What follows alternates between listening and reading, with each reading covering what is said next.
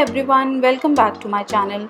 So today on account of Holi, I am going to make another fusion cake, and that is eggless gulab jamun flavored cake.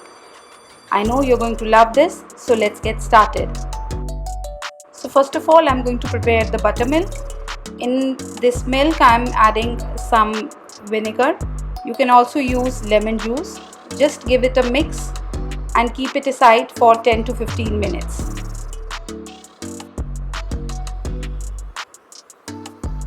And now let's prepare our dry ingredients. So here goes the all-purpose flour. Into this I'm going to add milk powder along with some semolina, corn flour, baking powder, baking soda,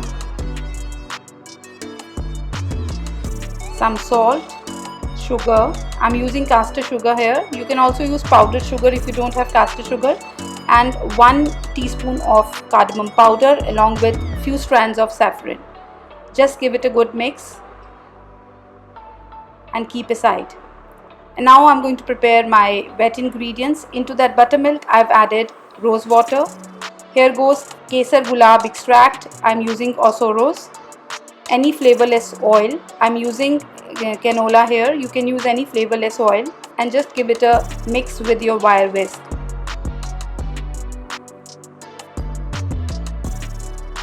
And now is the time to mix our wet and dry ingredients together. So I'm adding whole of the wet ingredients into the flour mixture. You can do this in batches also if you are not comfortable with mixing all together.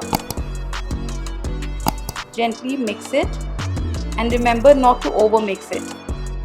Okay, our batter is now properly mixed, and now I'm going to transfer this in 8-inch round bun pan, and before that I'm going to give it a last mix with my rubber spatula. That is very important. So this is my greased pan. I've greased it with some oil, and I've also dusted some flour on it, and now I'm adding the batter. So once the batter is transferred, this will go into the oven. I'm going to bake it in a preheated oven at 160 degrees Celsius for 50 to 60 minutes.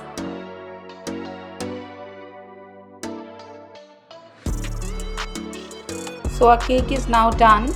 I'm going to keep it on the wire rack to cool for about 15 to 20 minutes, and meanwhile I'm going to prepare the syrup that I'm going to use on top of it.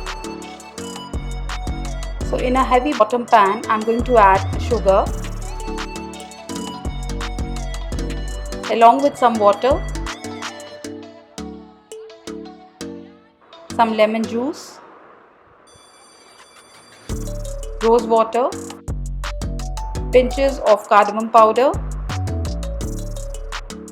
and also some of the Kesar Gulab extract that I used in the cake itself. Just give it a good stir. Keep stirring until the sugar dissolves, and then on low heat boil it for 5 to 6 minutes.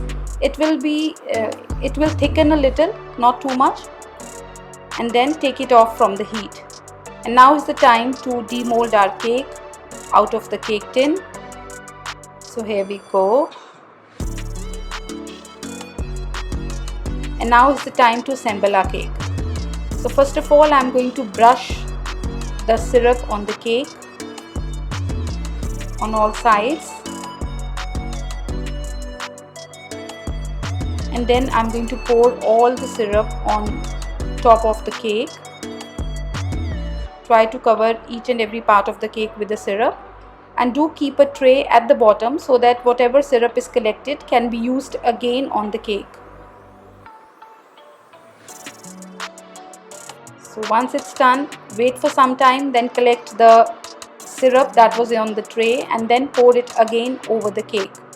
Do it until all the syrup is finished.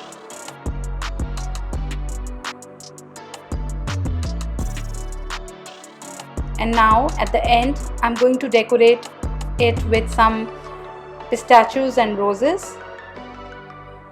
So these are chopped pistachios. You can, if you don't have pistachios, you can use almonds also.